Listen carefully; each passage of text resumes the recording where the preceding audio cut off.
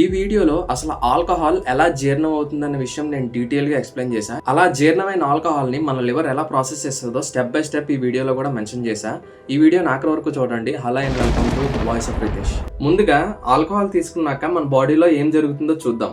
Alcohol తీసుకున్నాక అది వెంటనే జీర్ణాశయంలోకి ఎంటర్ అవుతుంది. ఒకవేళ ఎంప్టీ స్టమక్ మీద ఆల్కహాల్ తీసుకుంటే, అంటే ఆ టైంలో మన ఒంట్లో ఏ ఆహారం లేకపోతే వెంటనే అది చిన్న ప్రేగుల్లోకి వెళ్తుంది. ఈ చిన్న ప్రేగుల గోడల ద్వారా అది మెల్లగా రక్తంలోకి కలుస్తుంది. అదే ఒకవేళ మందు తాగుతున్నప్పుడు ఫుడ్ కూడా తింటూ ఉంటే ఈ ఆల్కహాల్ ఫుడ్తో పాటు కలిసి చాలాసేపు జీర్ణాశయంలో ఉండిపోయి కొద్ది కొద్దిగా ఆహారంతో పాటు చిన్న ప్రేగుల్లోకి వెళ్తుంది. దీనివల్ల ఆహారం చాలా స్లోగా రక్తంలో కలుస్తుంది. అయితే ఈ ఆల్కహాల్ని జీర్ణాశయం కానీ చిన్న ప్రేగులు కానీ ప్రాసెస్ చేయలేవు, అంటే అరిగించలేవు అనమాట. కాబట్టి చిన్న ప్రేగుల వద్ద ఈ ఆల్కహాల్ డైరెక్ట్గా రక్తంలో కలిసిపోయి అక్కడి నుంచి మన బాడీలో ఉన్న అన్ని పార్ట్స్కి చేరుకుంటుంది. ముందుగా మోస్ట్ ఇంపార్టెంట్ పార్ట్స్ అయిన లివర్ అండ్ బ్రెయిన్కి చేరుకుంటుంది. మనం ఏదైనా ఆహారం తిన్న తర్వాత అది జీర్ణాశయంలో జీర్ణమయ్యి ఆ పోషకాలు రక్తంలో కలుస్తాయి. అక్కడ నుంచి అవి లివర్కి చేరుకుంటాయి.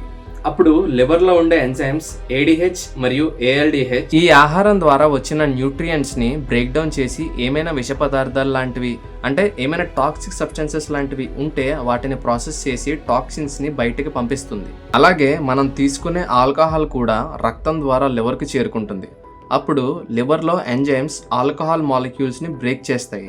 ముందుగా ఈ ADH అనే ఎంజైమ్ ఆల్కహాల్ని ఎసిటైల్డిహైడ్ గా కన్వర్ట్ చేస్తుంది. ఇది ఒక రకమైన విష పదార్థం. ఇది ఆల్కహాల్ కంటే 10 రెట్లు విషపూరితమైనది అండ్ ప్రమాదకరమైనది.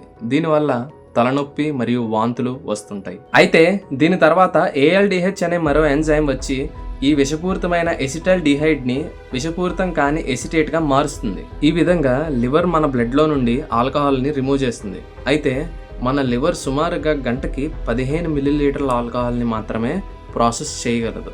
కానీ మనం దానికంటే ఎక్కువ మోతాదులో ఆల్కహాల్ని కన్స్యూమ్ చేస్తే ఇంకా లివర్ కూడా ఏమీ చేయలేకపోతుంది. దాంతో ఎక్సెస్గా తీసుకున్న ఆల్కహాల్ రక్తంతో కలిసి బాడీ అంతటా ప్రవహిస్తూ అన్ని అవయవాలకి వ్యాపిస్తుంది, ముఖ్యంగా మెదడుకి. ఈ ఆల్కహాల్లో ప్రమాదకరమైనది మరియు ఎడిక్ట్ అయ్యేలా చేసేది ఎథనాల్. ఇది బ్రెయిన్లో న్యూరో ట్రాన్స్మిటర్స్ మీద ఎఫెక్ట్ చూపిస్తుంది. ఇవి మన ఆలోచనలను, బిహేవియర్ని కంట్రోల్ చేస్తూ ఉంటాయి. ఈ ఎథనాల్ మన మెదడులో ఉన్న న్యూరాన్స్ మధ్య కమ్యూనికేషన్ని స్లో చేయడం లేదా బ్లాక్ చేయడం చేస్తుంది. అందుకే మందు తాగే వాళ్ళకి సరిగ్గా ఏమీ గుర్తుండదు, మాటలు కూడా సరిగ్గా రావు, ఇంకా వాళ్ళ బిహేవియర్ కానీ మూమెంట్స్ కానీ సరిగ్గా ఉండవు. అలాగే ఈ ఆల్కహాల్లో ఉండే ఎథనాల్ మన బ్రెయిన్లో డోపమైన్ అనే హార్మోన్ని రిలీజ్ అయ్యేలా చేస్తుంది. ఈ డోపమైన్ ఒక మంచి ఫీలింగ్ని కలిగిస్తూ ఆనందాన్ని కలిగజేస్తాయి. అందుకే మళ్ళీ మళ్ళీ మందు తాగాలనిపిస్తుంది మరియు మెల్లగా అది హ్యాబిట్గా కూడా మారిపోతుంది. అయితే ఒక పర్సన్ బ్లడ్లో ఎంత ఆల్కహాల్ పర్సంటేజ్ ఉందనేది BAC అంటే బ్లడ్ ఆల్కహాల్ కాన్సన్ట్రేషన్ అనే దాంతో కొలుస్తారు. ఈ BAC అనేది 0.05% లోపు ఉంటే మందు తాగే వాళ్ళు హ్యాపీగా రిలాక్స్డ్గా ఉంటారు, కొంచెం మాట తడబడుతూ ఉంటుంది. అదే ఈ BAC కానీ 0.06 నుంచి 0.15% మధ్య ఉంటే నడుస్తున్నప్పుడు బ్యాలెన్స్ తప్పుతుంది, మెమరీ సరిగ్గా ఉండదు, చూపు బ్లర్గా కనిపిస్తుంది, ఎక్కువగా కోపం వస్తుంది, ఎవరు ఎటువైపు నుంచి మాట్లాడుతున్నారో కూడా గమనించలేని పరిస్థితుల్లో ఉంటారు. ఎగ్జాంపుల్గా డ్రైవింగ్ లాంటిది. అందుకే చాలా కంట్రీస్లో ఈ BAC లెవెల్ అనేది 0.08% కంటే ఎక్కువ ఉన్నప్పుడు డ్రైవింగ్ చేయడం నేరం. అదే ఈ BAC 0.16 నుంచి 0.30 ఉంటే వాళ్ళల్లో ఆల్కహాల్ పాయిజన్ జరుగుతుంది, కళ్ళు తిరిగిపోవడం, వాంతులు వంటివి వస్తూనే ఉంటాయి. అదే 0.31% కంటే ఎక్కువ ఉంటే ఆక్సిజన్ తీసుకోవడం కూడా కష్టమైపోతుంది, బ్లడ్ సర్క్యులేషన్ సరిగ్గా జరగక కోమాలోకి వెళ్ళిపోయే ఛాన్సెస్ ఉంటాయి. వీళ్ళకి చనిపోయే ఛాన్సెస్ 50% కంటే ఎక్కువ ఉంటుంది. ఇలా లివర్ ప్రాసెస్ చేసే లిమిట్ కంటే ఎక్కువగా బ్లడ్లో ఆల్కహాల్ లెవెల్ ఎక్కువైనప్పుడు మిగిలిన ఆల్కహాల్ బ్రెయిన్తో పాటు లంగ్స్ అండ్ కిడ్నీస్కి కూడా చేరుకుంటాయి. ఇలా కొంత ఆల్కహాల్ అనేది చెమట, యూరిన్ ఇంకా శ్వాస ద్వారా కూడా బయటకు పోతుంది. ఇలా శ్వాస ద్వారా బయటకు వచ్చే ఆల్కహాల్ వల్లనే ట్రాఫిక్ పోలీసులు బ్రెథరైజర్స్ ద్వారా డ్రంక్ అండ్ డ్రైవ్ కేసెస్ని పట్టుకుంటారు. అలాగే చాలా మంది మందు తాగిన తర్వాత హ్యాంగ్ ఓవర్ అనే పదం యూజ్ చేస్తూ ఉంటారు కదా. దీనికి కారణం ఈ మందులో ఉండే ఎథనాల్. ఈ ఎథనాల్ అనేది అన్ని రకమైన ఆల్కహాల్స్ లో ఉంటుంది. ఈ ఎథనాల్ ఎంత ఎక్కువగా ఉంటే అంత ఎక్కువగా హ్యాంగ్ ఓవర్ వస్తుంది. ఈ ఎథనాల్ అనేది మన బాడీలో ఉండే చాలా హార్మోన్స్ ని కూడా డిస్టర్బ్ చేస్తుంది. For example cortisol. ఈ కార్టిసాల్ అనే హార్మోన్ మన బాడీలో ఫ్లక్చువేట్ అవ్వడం వల్ల మనం పగలంతా మెలకువగా చురుగ్గా ఉండగలుగుతాం.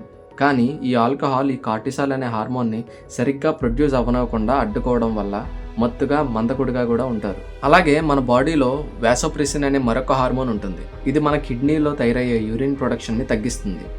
ఈ ఆల్కహాల్ వాసోప్రెసిన్ని అడ్డుకోవడం వల్ల యూరిన్ ప్రొడక్షన్ పెరిగిపోయి మందు తాగే వాళ్ళు తరచూ యూరిన్కి వెళ్ళడం చూస్తూ ఉంటాం మనం. సో ఇలా బాడీలో ఉన్న వాటర్ అంతా యూరిన్ ద్వారా బయటికి వెళ్ళిపోవడం వల్ల బాడీ డీహైడ్రేట్ అయిపోతుంది. దానివల్ల ఎక్కువ దాహం వేస్తుంది, నోరు ఎండిపోవడం, తలనొప్పి, నీరసంగా ఉండటం ఇవన్నీ హ్యాంగ్ ఓవర్ యొక్క సిమ్టమ్స్. ఇవన్నీ కూడా ఆల్కహాల్ని తాగడం వల్ల వచ్చే సైడ్ ఎఫెక్ట్స్. కానీ ఎక్కువ కాలం డ్రింకింగ్ చేసే వాళ్ళల్లో కొన్ని లాంగ్ టర్మ్ ఎఫెక్ట్స్ కూడా ఉంటాయి. మందు తాగడం వల్ల ఫస్ట్ పాడైపోయే ఆర్గన్ లివర్. ఎందుకంటే మనం ముందు చెప్పుకున్నాం కదా, రక్తంలో ఉండే ఆల్కహాల్ని లివర్లో ఉండే ఎంజైమ్స్ ప్రాసెస్ చేస్తాయని. ఆ క్రమంలో ఎసిటల్డిహైడ్ అనే విష పదార్థం విడుదలవుతుందని మనం చెప్పుకున్నాం. ఇలా లాంగ్ టర్మ్లో ఆల్కహాల్ తీసుకోవడం వల్ల ప్రొడ్యూస్ అయ్యే విష పదార్థాల ద్వారా ఫస్ట్ లివర్ పాడైపోతుంది. అది ఏ స్టేజ్కి వెళ్తుందంటే లివర్ మళ్ళీ దానంతట దాన్ని హీల్ అయ్యే ప్రాసెస్ కూడా ఉండదు. ఈ స్టేజ్నే సిర్రోసిస్ అని అంటారు. ఎక్కువగా ఆల్కహాల్ తాగడం వల్ల లివర్ క్యాన్సర్తో పాటు కాలన్ క్యాన్సర్ కూడా రావడానికి చాలా అవకాశం ఉంది. అండ్ ఈ డ్రింక్స్లో క్యాలరీస్ ఎక్కువగా ఉండడం వల్ల ఓబకాయం, ఒబిసిటీ లాంటివి కూడా వస్తుంది. లాంగ్ టర్మ్లో సరిగ్గా నిద్ర కూడా పట్టదు. అండ్ ఇమ్యూన్ సిస్టమ్ కూడా చాలా దెబ్బతింటుంది. అండ్ బ్లడ్ షుగర్ లెవెల్స్ కూడా ఫ్లక్చువేట్ ఏర్పడడంతో పాటు డయాబెటీస్ కూడా వచ్చే ఛాన్సెస్ కూడా ఉంటాయి. అదే గుండె విషయానికి వస్తే ఆల్కహాల్ తాగే వాళ్ళల్లో హార్ట్ రేట్ అండ్ బ్లడ్ ప్రెషర్లో చాలా ఫ్లక్చువేషన్స్ వస్తూ ఉంటాయి. ఇలా మన బాడీలో ఉన్న ముఖ్యమైన అవయవాలన్నీ ఈ ఆల్కహాల్ మెల్లమెల్లగా నాశనం చేస్తూ ఉంటుంది. హెల్త్ విషయం పక్కన పెడితే ఒకవేళ ఇంట్లో మందు తాగే వ్యక్తి ఉంటే ఆ ఇంట్లో పరిస్థితులు ఎలా ఉంటాయో మనకు తెలుసు. ఆ తాగిన వ్యక్తి తాగి ఇంటికి ఎలా వస్తాడో, వచ్చి ఏ గొడవ చేస్తాడో అని ఇంట్లో వాళ్ళు ఎప్పుడెప్పుడు భయంగానే ఉంటూ ఉంటారు. ఇంట్లో పిల్లలకు, పెద్దలకు ఎవరికి కూడా ప్రశాంతత ఉండదు. ఆ గొడవల వల్ల చుట్టుపక్కల వాళ్ళల్లో కూడా గౌరవం ఉండదు. So my dear alcoholic friends, please think about it before drinking again. నాకు తెలుసు వెంటనే మానేయడం చాలా కష్టమే, కానీ ప్రయత్నిస్తే ఏది అసాధ్యం కాదు. అట్లీస్ట్ మీరు మానలేకపోతే దయచేసి కొత్త వారికి మాత్రం అలవాటు చేయడానికి ట్రై చేయొద్దు. ఓకే ఫ్రెండ్స్, ఈ వీడియో కనుక మీకు నచ్చితే ఒక లైక్ చేయండి అండ్ మీ ఫ్రెండ్స్కి కూడా ఈ వీడియోని షేర్ చేయండి. అండ్ కొత్త వాళ్ళు ఎవరైనా మా ఛానల్ చూస్తే ఇలాంటి మరిన్ని ఇన్ఫర్మేటివ్ వీడియోస్ కోసం మా ఛానల్ని సబ్స్క్రైబ్ చేసి పెట్టుకోండి. And thank you so much for watching this video. జై హింద్.